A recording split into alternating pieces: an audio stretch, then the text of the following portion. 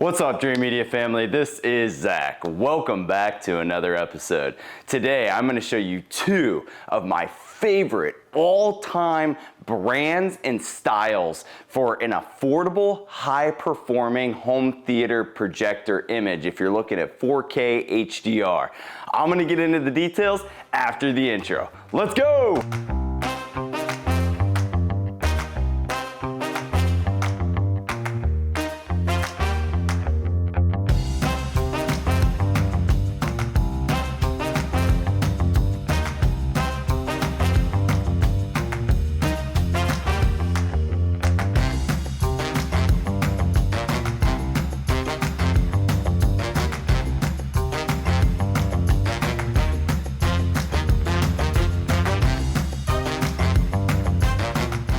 So as you can see, the guys did lay down some plastic to make sure we don't get anything on the screen material itself. In just a moment, we're gonna roll out the screen material. It's inside this tube here.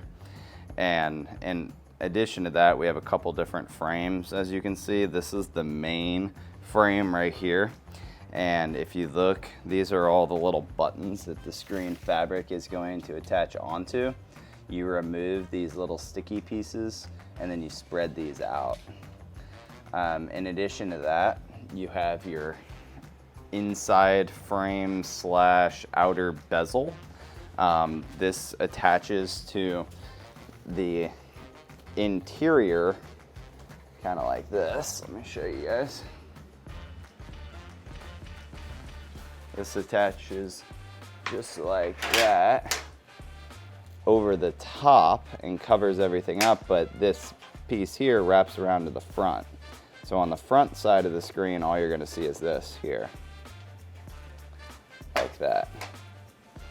And then we're gonna make all corners meet. There's these little L brackets. So here's everything that's included. These corner brackets, you put two in each corner. One's thicker and one's thinner. They go right into the grooves here on the corners. Two on each side, one thick, one thin. And then we have our wall mounting brackets here. These little screws will hold our outer frame, this piece here, to the main frame. And then this is the little Screen Innovations badge. You can either put it on or leave it. These little pieces here are for our small outer frame, the trim piece that goes from the back and wraps around to the front side for the bezel. And then this is for mounting extra hardware as well as mounting your brackets into your studs, and this is what the screen hangs on. There's also some gloves included to keep your fingerprints off the screen fabric. As you can see, the guys do have their screen gloves on already. That's a wrap on the hardware that's included. It comes in a box like this, and I really like how Screen Innovations, they do a checklist that is actually checked by a human being to make sure everything is inside the box.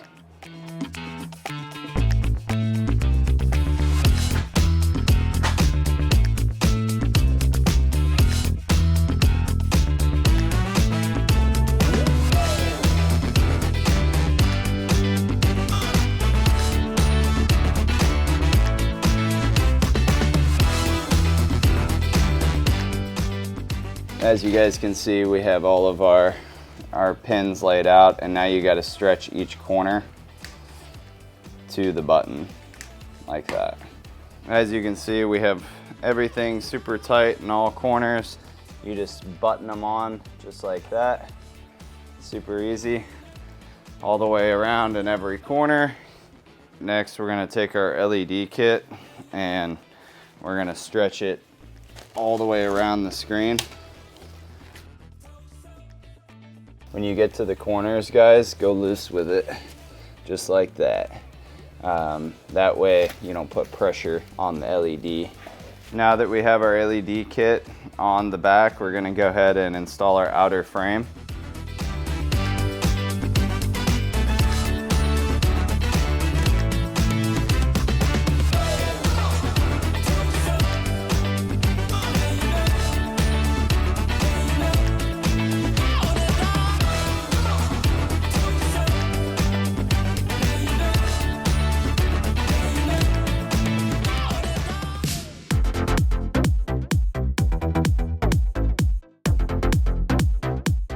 right, now the screen is completely assembled. We can go ahead and lean it up against the wall.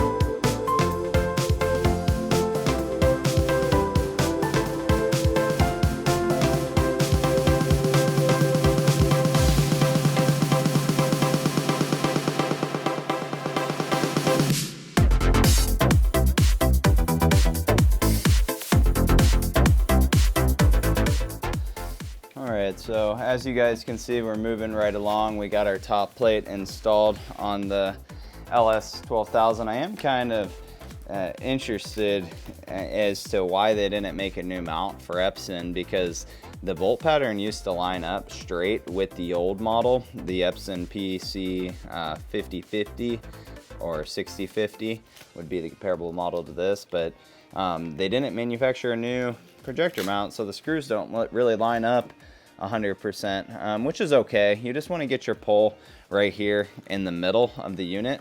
This top plate has a key on the side that actually opens and closes these little clamps, essentially. See how it's open now and now it's closed? You're going to put it on open and then close it, but what I recommend you do is mount this to the ceiling, and then you can just slide the projector right on. So that's going to be our next step, is we're going to go over up here and we're going to install right into our stud, which we've already confirmed is center on the room. Another cool feature about the Epson LS12000 versus the 11000 is this back cover that allows you to hide all of your connections, and you just feed them down through here. So we're gonna leave it loose right now, but what we're doing is getting our measurement to the back of the unit so that we can make sure we have enough space to slip it on to our rod, but still get it as far back as possible. All right, so now we're checking for our studs, which as you can see, do line up center. And we've already verified that that is center with the screen. So the goal is that you have your projector centered with the room, which is centered with the screen, and then you want the top of the projector to meet right at the top of the screen. So this little 6-inch drop down pole is pretty much perfect for this room. Okay guys, so we did hit the stud that's right here, making sure that no matter what, that projector is not going anywhere. You could hang from it. The other two are really more so just for aesthetics. And now we're gonna screw on this piece to the pole.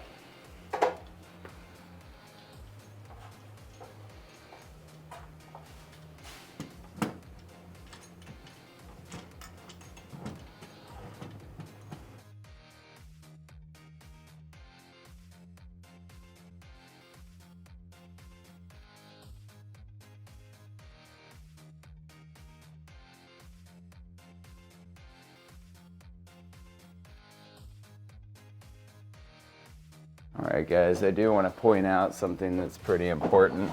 See this little chain right here? You want to connect the chain to the mount just to make sure that it has extra security. Doesn't hurt. All right guys, so we got our HDMI connected, we have our power connected, and if you look here on the front of the unit, we have our IR sensor right there over the eye. And now we're going to go ahead and pop on our back panel right here to hide all the wires. It's kind of hard to see guys, so I'm trying to give you a visual, but see these little screws right there? They both need to be tight. That screw and this screw right there to hold the back panel on. All right guys, so one of the next steps is we need to make sure that the projector is level front to back and side to side. This is essential to not getting a keystone. If you want your image to line up perfectly straight right off the bat, some key things you can do is make sure that it's dead center with the screen, dead center, you know, left to right on the wall. Make sure just everything's lining up, and then make sure your projector is right at the top of the screen, and make sure that it's level with earth. And once we do that, then we'll fire it up and you'll see the image will project very straight. So we're gonna loosen up. We got a screw here, we got a screw here on the front, and we got a screw over here. We're gonna loosen up this one on the front, right here, and we're gonna roll it till it gets level. Okay, so now we can roll it like that till we're level. Okay, and we're level. Now we're gonna go ahead and tighten it down.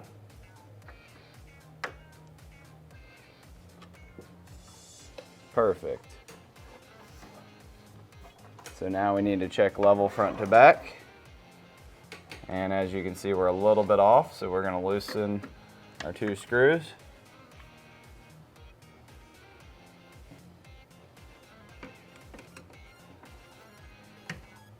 Now we're gonna make it level.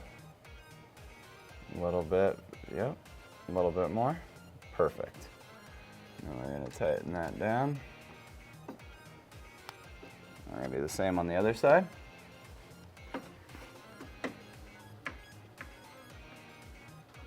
Perfect. That's 99% of the battle right there, guys. If you want an easy alignment, start with just making sure everything's level, center, top of the screen, and then you'll see I'll fire it up and show you the next steps. All right, and this is the remote, guys. Batteries are included. All right, guys, we're moving along. I'm gonna do a quick alignment on the projector. First, you just focus it roughly. You can always go in and fine tune it later, and then select your orientation. We're gonna select the top one. So now we got English selection. We're here in America. All right, and the last thing that you're gonna wanna do is just rack your focus. In a nutshell, aligning your projector is extremely easy. Just follow the key steps of making sure the projector is centered with the screen, it's level with earth, front, back, side to side, and then you can use all of your lens shift as well as your zoom and focus to get it dialed in just right. Also, keep in mind, if one of your edges are kind of warping upward after you've leveled the projector right at the top of the screen and that line's straight, if you get a bottom corner that is kind of coming up, rotate the projector into that corner and then shift your image back onto the screen, and you'll find out that any keystoning that's happening can be easily adjusted by just moving the projector a little bit left or right. There are some very advanced keystone correction features built into this unit, but I would highly advise against it, because anytime you're using keystone adjustment, you're technically warping your image and distorting it.